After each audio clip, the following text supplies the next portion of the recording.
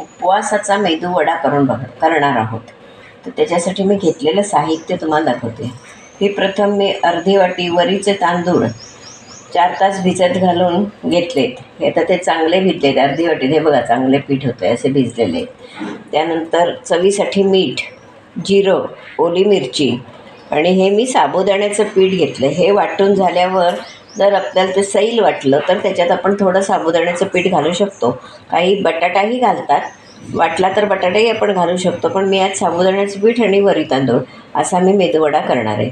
आता मी हे चांगले भिजलेले तांदूळ आहेत, हे मी मिक्सरला लावून घेते आणि मग पुढची कृती दाखवते। आपण हे साबुदाण्याचं पीठ ह्याच्यात घालूया।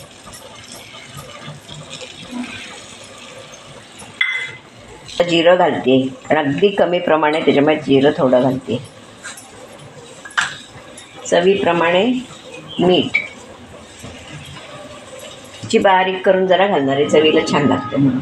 ही थोडी बारीक केलेली मिरची, वाटलं तर उपवासाला कोण कोथिंबीर खात असेल तर तेही घालून चालतं।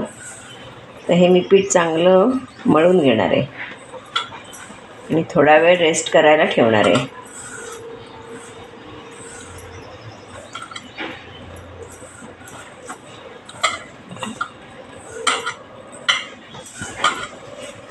कोथिंबीर घालणार, थोडी कोथिंबीर घालणार आहे। कोणाला हवी तर घालावी, नाही तर नाही घातली तरी चालते। उपवासाला खात असतील त्यांनी घालावी, पण उपवासाला कोथिंबीर चालते असं बरीच जण म्हणतात। हे मी चांगलं मळून घेते पीठ। तापलेलं आहे हे बघा। तर मी हे मळलेलं पीठ आता हे बघा सैल झालंय चांगलं। आपल्याला असंच पीठ हवं, एकदम घट्ट पिठाचे वडे नको, मग ते घट्ट होतात। त्याच्यामुळे आपल्याला अशाच पिठाचे वडे करायचे, सैल पिठाचे। हातावर नाही जमला तर आपण गाळण्यावर सुद्धा वडा करू शकतो।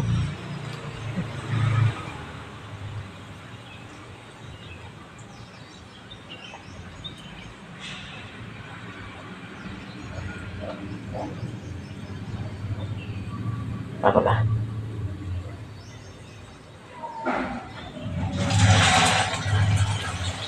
तळायला आपण शेंगतेल घेतलेलं आहे।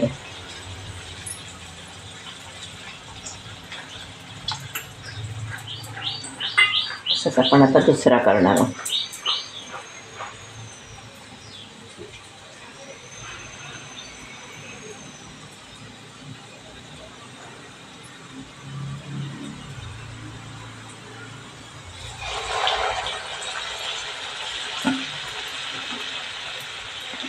आहेत हे गोल्डन रंगावर तळून घ्यायचे। मी आता तुम्हाला छोटे छोटे दाखवते मुद्दाम, पण मोठेही करू शकतो, पण आता हे थोडं आहे मी तुम्हाला छोटे छोटे करून दाखवते।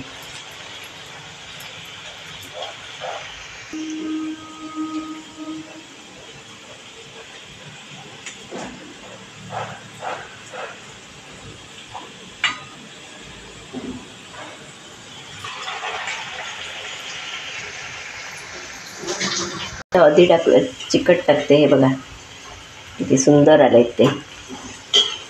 चांगले गोल्डन रंगावर तळायचे।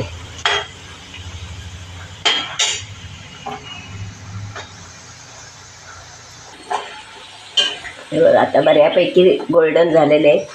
थोडे याच्यापेक्षा तळले तरीही चालतील, पण चांगले तळले आहेत। उपवासाच्या मेदू वड्याची रेसिपी खाण्यासाठी तयार आहे। तर हा वडा आता मी कसा केला, तो माझा व्हिडिओ तुम्ही पूर्णपणे बघा। माझा व्हिडिओ जर तुम्हाला आवडला तर लाईक, शेअर, सबस्क्राईब करा। त्याच्याबरोबर आपण सांबार करू शकतो, म्हणजे दाण्याची आमटी मी तुम्हाला ती दाखवलेली आहे यापूर्वी, डिस्क्रिप्शनमध्ये जाऊन बघितलीत लिंक की तुम्हाला मिळेल। त्यानंतर चटणी करू शकतो नारळाची। आत्ता ही मी दह्याची चटणी केलेली आहे, तर आपण एखादा मोडून बघूया। हा बघा, वरून क्रिस्पी आणि आतून छान असा वडा आपला झालेला आहे। हा बघा सुंदर असा, आता आपण तो दह्याबरोबर खाऊ शकतो। खाण्यासाठी तयार आहे।